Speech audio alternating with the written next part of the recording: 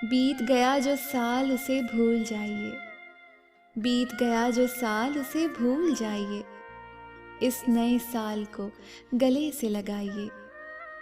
करते हैं हम दुआ रब से सर झुकाकर, इस साल के सारे सपने पूरे हों आपके। भूल जाओ गुजरे हुए साल की तल्ख बातें, भूल जाओ गुजरे हुए साल की तल्ख बातें। नया साल है, नए साल की करो मीठी मीठी बातें।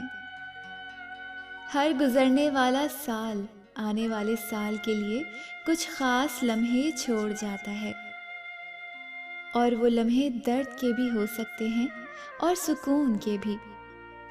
मगर एक बात सच है कि हमेशा कुछ भी नहीं रहता, न दर्द न सुकून। बस वक्त के साथ सब ठीक हो जाता है।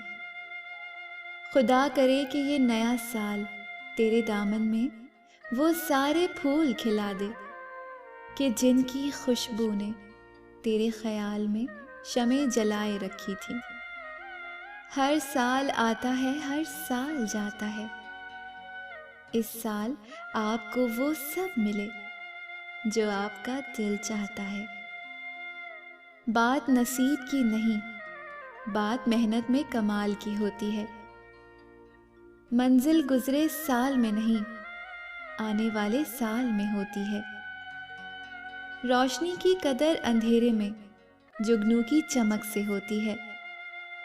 दिन की रोशनी में तो बस कांच ही चमका करते हैं। हीरे की पहचान तो अंधेरे में हुआ करती है।